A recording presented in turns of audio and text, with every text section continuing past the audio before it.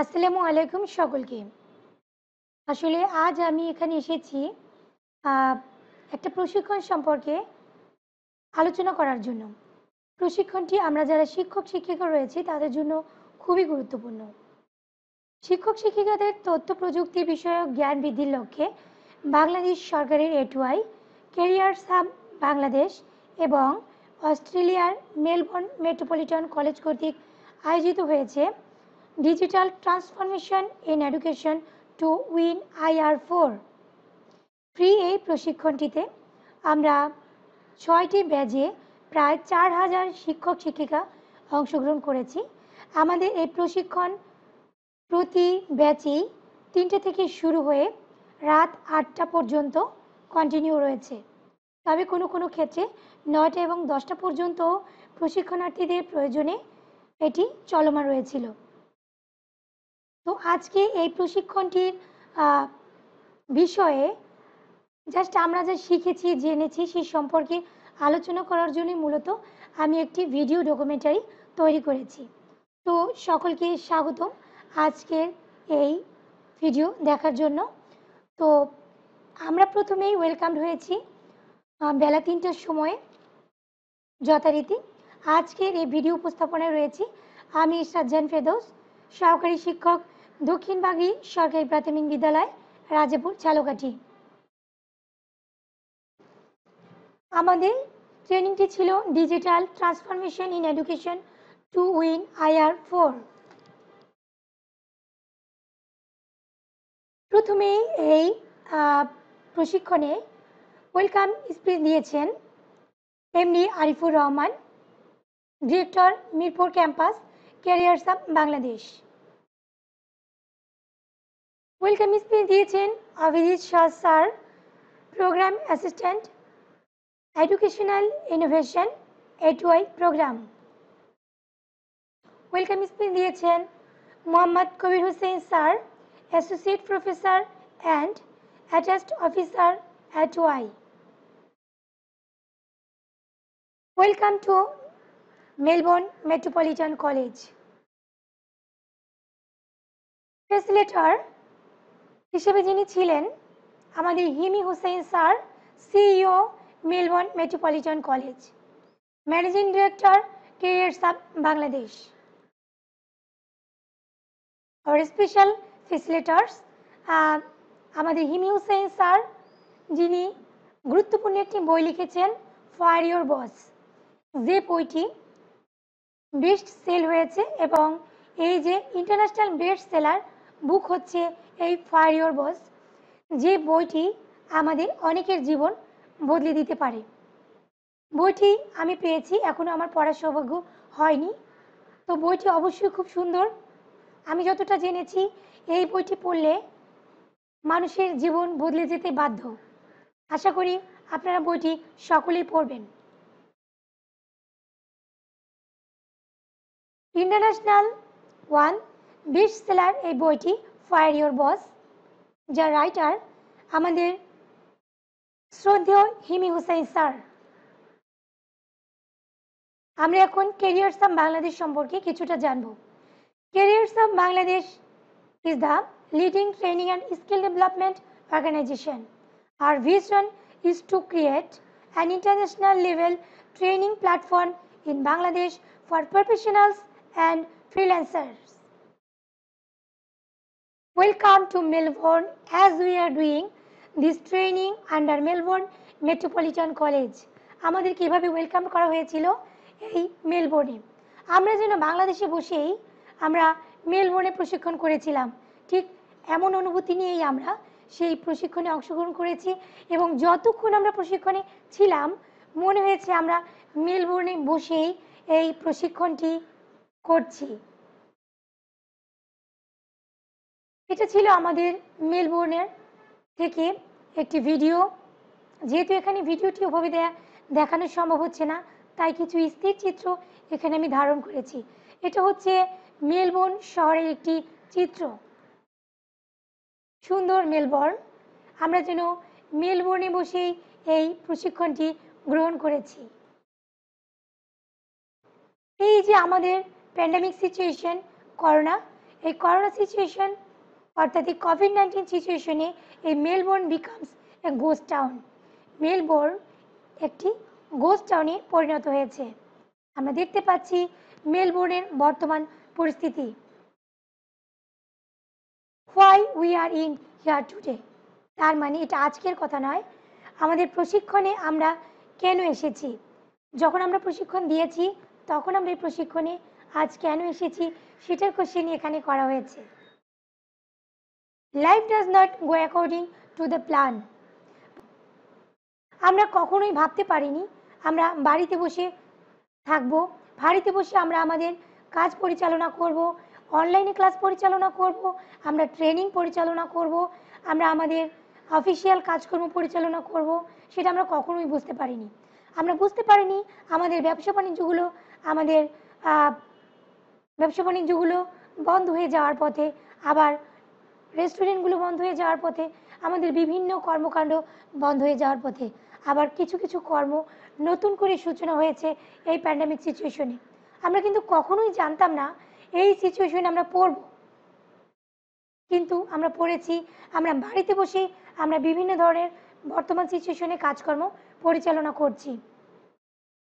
আমাদের জীবন কিন্তু আমরা বর্তমানে এভাবেই আমরা ধরে নিয়েছি। এই পরিস্থিতিটাকে মেনে আমরা আমাদের জীবনকে যতটা প্রয়োজন স্বাভাবিক করে নেওয়ার চেষ্টা করেছি। This is definitely for you. Industry revolution, এই যে আমরা এডুকেশন ইন্ডাস্ট্রি রিভলিউশন 4 IR4, এটা সম্বন্ধে আমরা কি বুঝি? এটা হচ্ছে শিল্পী বিপ্লব 4 ইন্ডাস্ট্রি রিভলিউশন, এটা বলতে আমরা কি বুঝি?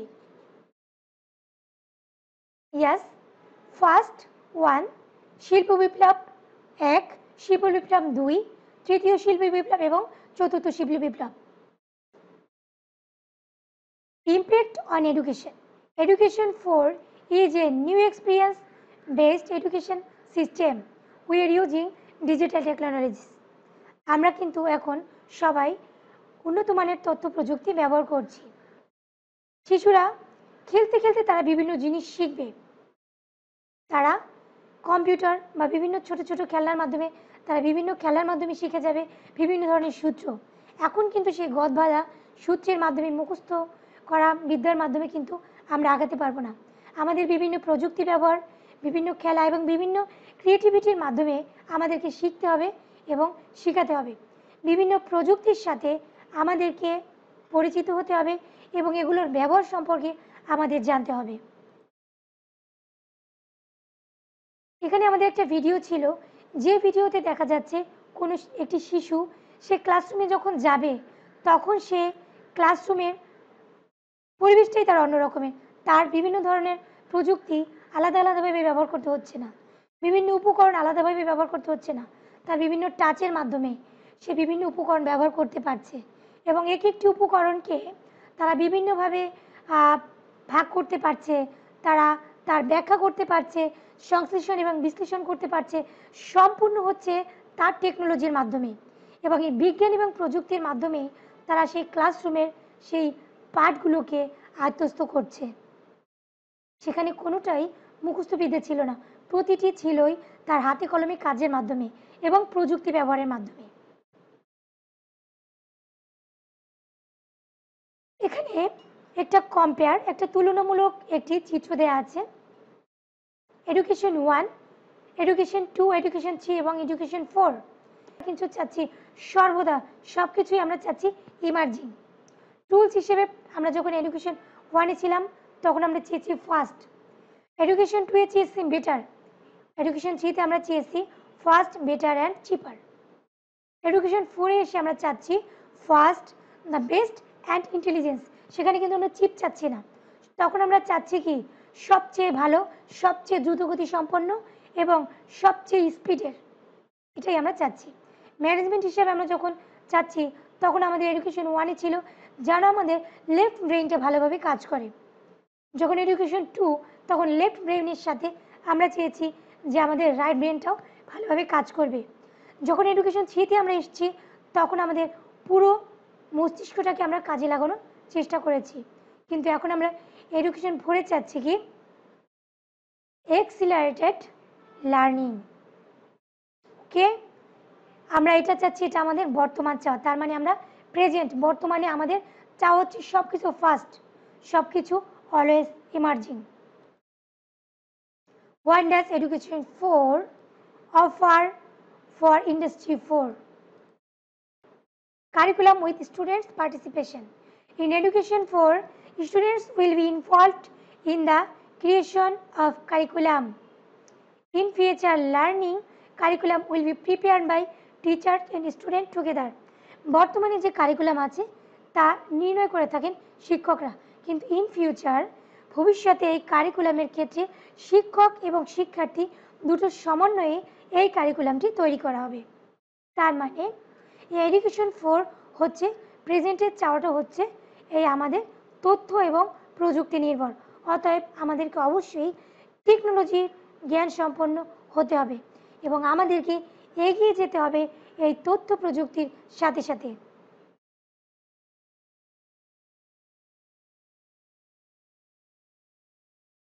What will be a role of a teacher? একজন শিক্ষকের রোল এখানে কি হবে? এডুকেশন 4-এ একজন টিচারের রোল কি হবে? A model of lifelong learning, a model of empathy, a global citizen, digital literate, a teacher of the person and not of the school. একজন শিক্ষক শুধুমাত্র তার নিজের স্কুলের জন্য নয়, একজন শিক্ষক পুরো পৃথিবীর, একজন শিক্ষক পুরো দেশের। এভাবে একজন শিক্ষকের রোল হবে যে তিনি একজন শিক্ষক, তিনি এমনভাবে নিজেকে তৈরি করবেন যে তিনি শুধু তার এলাকার শিক্ষক নন, তিনি শুধু তার বিদ্যালয় শিক্ষক নন, তিনি শিক্ষক পুরো দেশের, পুরো পৃথিবী। তিনি নিজেকে এভাবেই প্রস্তুত করবেন এবং তিনি এভাবেই নিজেকে একজন রোল মডেল তৈরি করবেন যাতে 21 শতকের দক্ষ শিক্ষক হিসেবে তিনি নিজে হাল ধরতে পারেন। আমরা কি শিখেছি এই ট্রেনিং থেকে? আমরা শিখেছি above the line, below the line. Above the line সম্পর্কে আলোচনা করা হয়নি। তার মানে আমাদের দেশের শুধু পুরো পৃথিবীতে অ্যাবভ লাইনে অবস্থান করেছেন মাত্র 2% লোক, আর বাকি 98% লোক বিলং করে বিলো দ্য লাইনে। তার মানে 2% লোক যারা সবার উপরে, তারা কোনো এক্সকিউজ দেয় না, কোনো অজুহাত দেয় না, এটা পারিনি, কেন হয়নি, তার উপকরণ ছিল না, সময় পায়নি, সামর্থ্য ছিল না, তারা এই ধরনের এক্সকিউজ দেখায় না। তারা সব কিছুর আগে চেষ্টা করে আমার কাজটি সম্পন্ন করতে হবে, সেটা এনি হাউ, যে কোনোভাবে। উদাহরণস্বরূপ বলা যায় যে কোনো গরিব স্টুডেন্ট যখন গ্লোরিয়াস রেজাল্ট করে, ভালো রেজাল্ট করে, তখন সে দারিদ্রতা, সে যেহেতু দরিদ্র পরিবারের, সে কিন্তু সে ধরনের অপরচুনিটি পায়নি, কিন্তু তার থেকেও তার লক্ষ্য ছিল সে লেখাপড়া করবে, মানুষ হবে। সে কোনো প্রতিবন্ধকতাকেই তার কাছে আসতে দেয়নি, সে তার লক্ষ্যে স্থির থেকে সামনে এগিয়ে গেছে, সে তার গোলকে প্রস্তুত রেখেছে। তাই আমরা সবাই এক্ষেত্রে অ্যাবভ দ্য লাইনে নিজেদেরকে নেয়ার চেষ্টা করব। গ্রো মাইন্ডসেট, এক্ষেত্রে একটি বড় ব্যাপার হচ্ছে মাইন্ডসেট।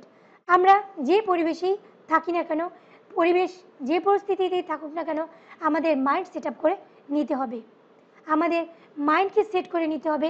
এই করোনা পরিস্থিতিতে এর থেকেও বড় মহামারী আসতে পারে, এক্ষেত্রে আমাদের কী করণীয়, কীভাবে আমরা এগিয়ে যাব, কীভাবে আমরা স্টুডেন্টদের জন্য নিজেদেরকে প্রস্তুত করব, কীভাবে শেখাবো, কীভাবে পুরো বিশ্বের সাথে আমরা তাল মিলিয়ে নিজেদেরকে চলবো, ঠিক এই বিভিন্ন পরিস্থিতি থেকে আমরা আমাদেরকে সেট করে নিব।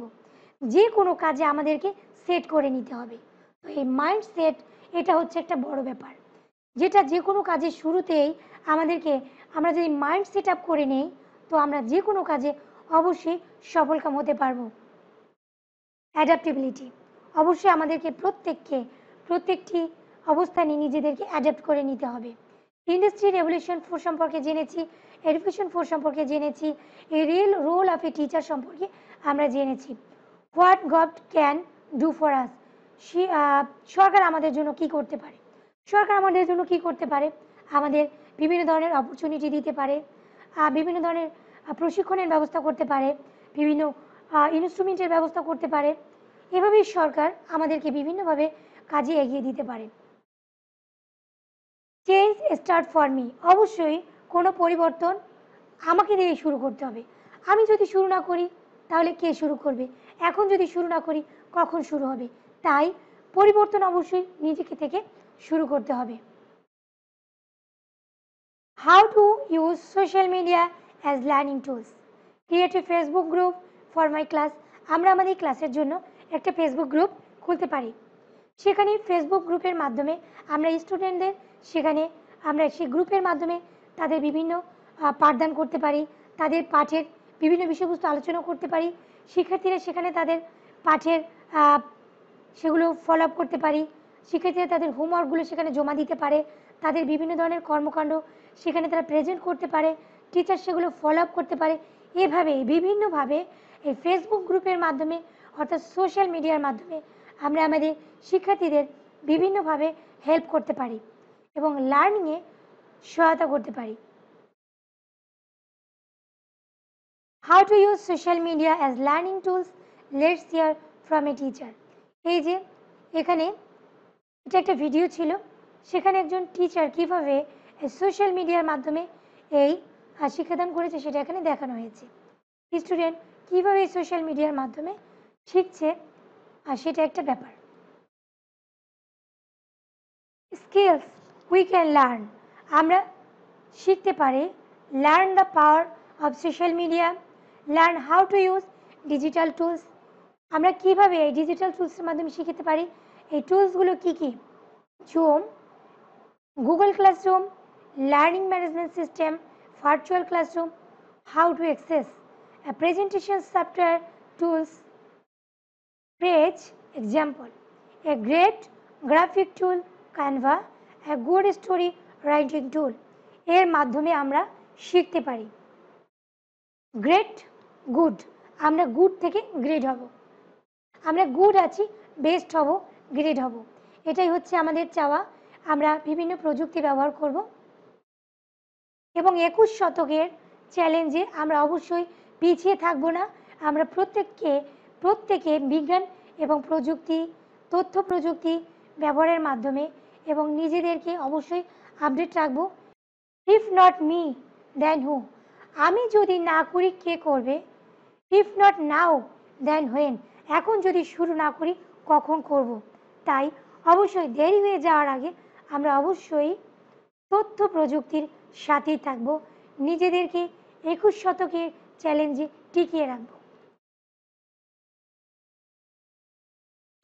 Thank you Himi Hossain sir. স্যারের মাধ্যমে আমরা বিস্তারিত অনেক কিছু জেনেছি। ঠিক 5 ঘন্টা ব্যাপী এই প্রশিক্ষণে একটানা স্যার আমাদের এত সুন্দরভাবে শিখিয়েছেন, দেখিয়েছেন এবং বুঝিয়েছেন তা ভাষায় প্রকাশ করার মতো না। শুধুমাত্র কয়েকটি ছোট ছোট বিষয় আমি আমার এই ভিডিওতে তুলে ধরেছি। এতক্ষণ আমার সাথে থাকার জন্য আপনাদের সকলকে অসংখ্য ধন্যবাদ। সবাই ভালো থাকুন, সুস্থ থাকুন। Thank you all.